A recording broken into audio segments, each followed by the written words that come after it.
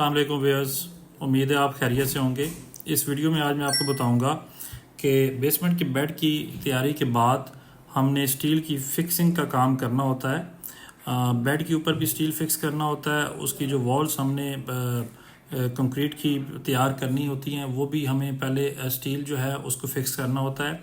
और साथ ही सेप्टिक और जो वाटर टैंक होता है उसका भी हमने स्टील का एक फेंस बनाना होता है, एक जाल बनाना होता है और उसके बाद फिर पोरिंग होती है।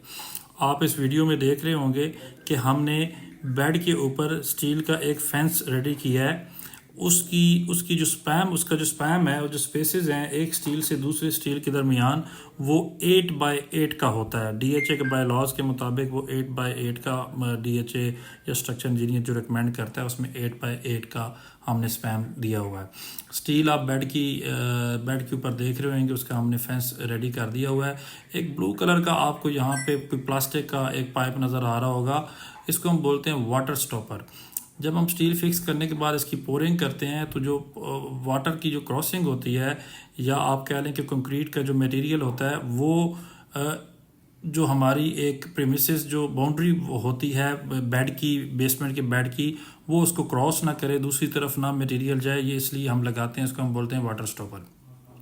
स्टील फिक्सिंग के साथ हम साथ ही इसकी पोरिंग कर देते हैं, लेकिन पोरिंग से पहले आपको डीएचए का एक सर्वेयर आता है, उसने इसको अप्रूव करना होता है कि हमारा जो स्टील फिक्स हमने किया है वो बिल्कुल ओके है, डीएचए की रिक्वायरमेंट के मुताबिक है। इसी तरह स्ट्रक्चर इंजीनियर आता है, वो भी इसको चेक करता है और वो भी इसको अप्रूव करता है। इसके बाद हम इसकी पोरिंग कर देते हैं। पोरिंग करने के बाद हम इसकी फिर जो वॉल्स होती हैं उसकी स्टील की जो शटरिंग है और स्टील की जो वॉल की जो फाउंडेशन है वो स्टील के साथ हम वो भी 8x8 के स्पैम के साथ उसको फिक्स करते हैं। और ये इसकी जो विड्थ होती है इस वॉल की, ये 9 इंच की होती है। अमूमन घरों में हम ईंटों के साथ जो है वो दीवारें खड़े करते हैं, लेकिन ये जो बेसमेंट है इसमें यहाँ पर हम कंक्रीट की जो दीवार है वो चारों तरफ हम बनाते हैं और इसके अंदर जो होता है वो स्टील होता है। स्टील की ग्रिप होती है, स्टील इसको ग्रिप करता है और ये कंक्रीट की दीवार होती है और 9 इंच इसकी विड्थ होती है।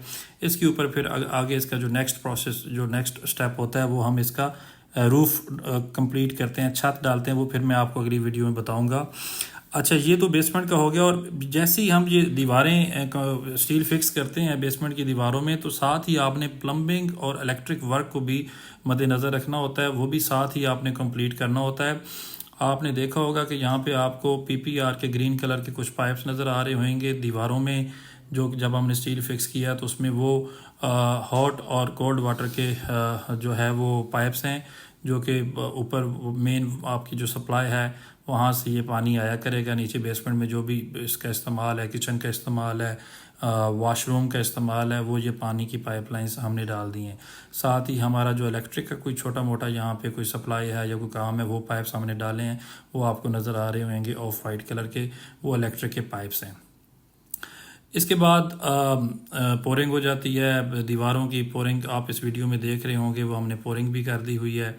और साथ ही हमने जो वाटर और सेप्टिक टैंक है मेन घर का, उसका भी स्टील फिक्सिंग करने के बाद उसकी भी पोरिंग कर दी है। और उसके बाद हमने चिप्स के साथ इनसाइड द वाटर टैंक और सेप्टिक टैंक चिप्स के साथ हमने उसकी फिलिंग की है ताकि कल को कोई लीकेज वीकेज ना हो। तो इस वीडियो में मैंने आपको अभी जो एक्सप्लेन किया है वो main septic tank, main water tank, जो अंडरग्राउंड वाटर टैंक होता है वो कैसे तैयार होता है, और जो बेसमेंट का बेड होता है, जो बेसमेंट का फ्लोर होता है, उस पर स्टील कैसे फिक्स करते हैं, उसकी फिलिंग कैसे करते हैं, और जो बेसमेंट की दीवारें हैं उसको स्टील कैसे फिक्स करते हैं, क्या स्पेसेस होती हैं, उसकी फिलिंग कैसी होती है, ये मैंने आपको बताया है। लेकिन ये काम शुरू करने से पहले आपको डीएचए का एक सर्वेयर आता है, वो अप्रूव करता है ये सारा आपका स्ट्रक्चर स्टील फिक्स जो फिक्स होता है, और स्ट्रक्चर इंजीनियर, उसके बाद फिर इनकी तैयारी होती है या पोरिंग होती है, जैसे मैं आपको बता चुका हूँ। थैंक यू सो मच, बहुत शुक्रिया जी, अल्लाह हाफिज़।